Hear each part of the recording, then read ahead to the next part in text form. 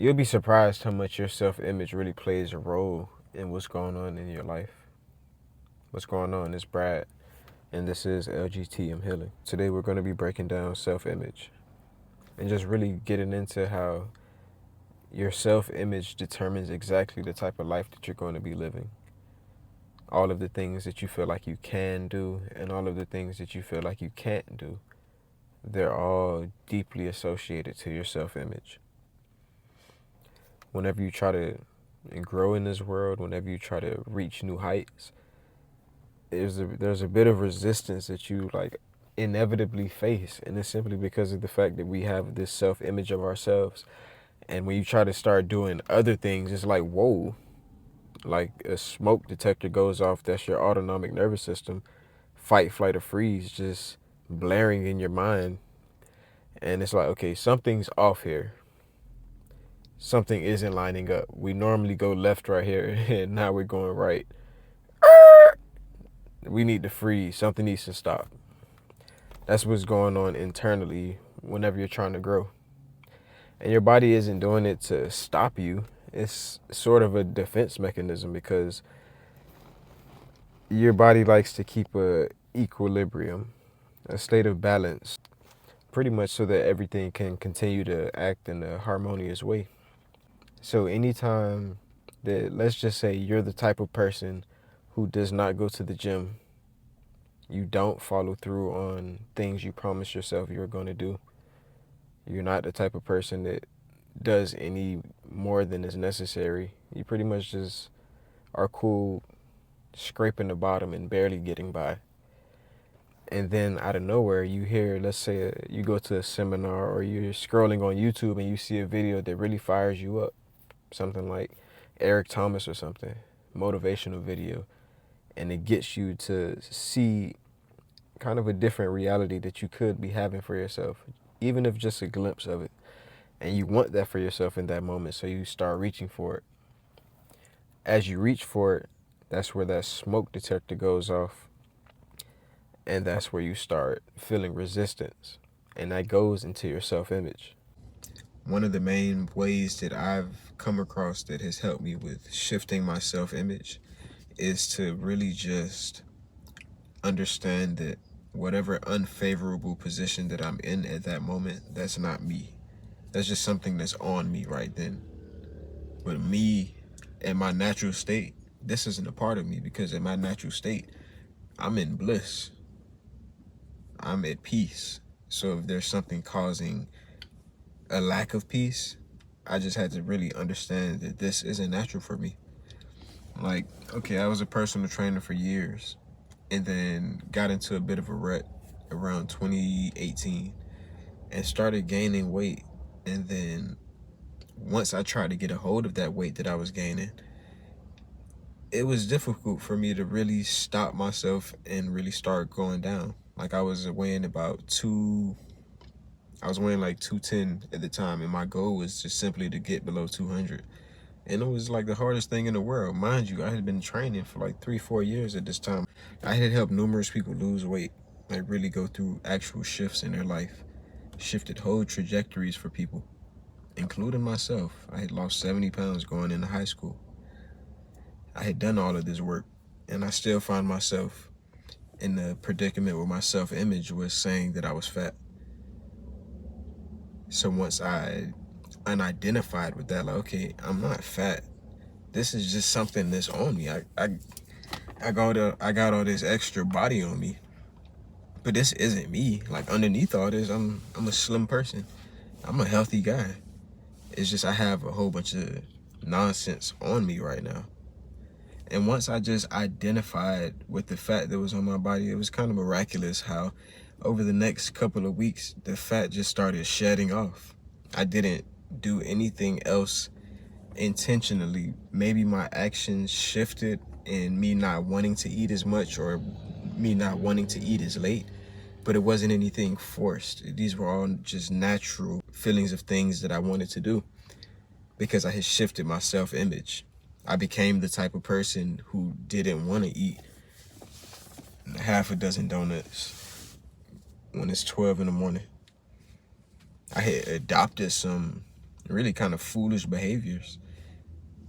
And those behaviors were because of my beliefs that I had of myself. The image that I saw when I looked in the mirror, my self-image. So once I shifted that self-image, the image that I saw in the mirror actually shifted. The version of me that I presented to the rest of the world shifted. And I noticed that, so I started telling a couple of my friends about it. And one of them really took it to heart because he was dealing with some weight issues. And he put that same train of thought into play. And it worked for him just like it worked for me. He was like, bro, he called me a couple months later, like, you won't believe this. I weigh like 35 pounds less than the last time we talked. I didn't even know that he had continued on with the journey of figuring out how to lose this weight or just shift his mind. We hadn't spoken for a while. He was like, man, I lost 35 pounds messing around with what you told me. I'm like, okay, so this is legit. And then I just started seeing, okay, this works in this area of life. What are some other areas of life where I feel like I am presenting myself one way, but I'm not actually that way in my heart? Like, this is just an image that for some reason I picked up and I've embodied and made my own, but this isn't really me. Like, what are just different areas of life where I could attribute these qualities to? And I started seeing, like, just the types of relationships I was having with people. I've always been a rather blunt person, but I started to really dilute the bluntness and simmer it down to a point where I no longer was my blunt self anymore. And I caught myself being really, really just kind of like having passive aggressive little tantrums and not really getting my way and feeling strong ways about it and having resentment and thinking all sorts of things after the fact, when this wasn't how I used to rock before. I'm like, whoa, where did I get these behaviors from? Like, when did I start not saying how I feel and then walking away, allowing those feelings to increase and grow stronger over the days and weeks that follow? When did that become my MO? This isn't me. This is just a behavior that somehow got on me. This isn't me though. Hold on, wait a minute.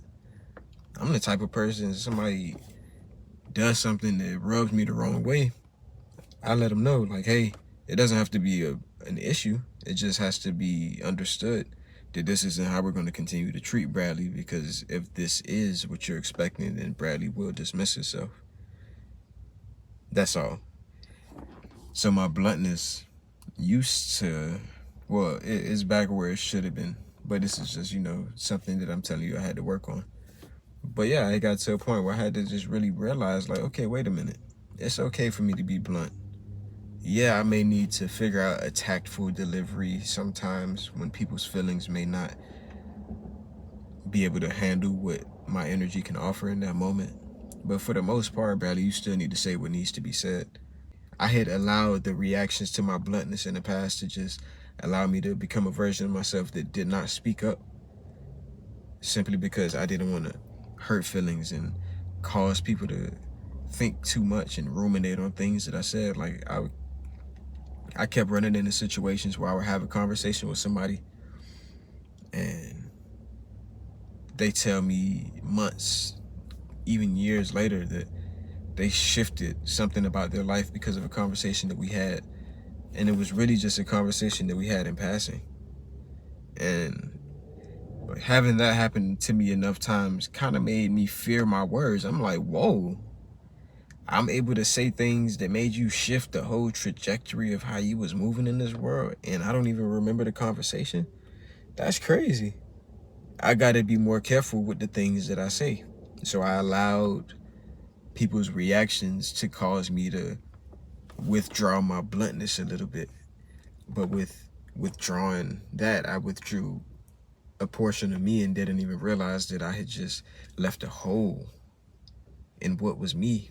And I'm giving y'all the rest of it, but it got this big hole in it. So I'm just always kind of like a donut, just never to fool me. Just always with that hole missing. And it's like that hole is important. Like, all right, my storage just pretty much let me know I need to hurry up and wrap this video up. I deleted one video earlier when it went out, and I thought I would have had enough space, but I done went over that. I done went over that too.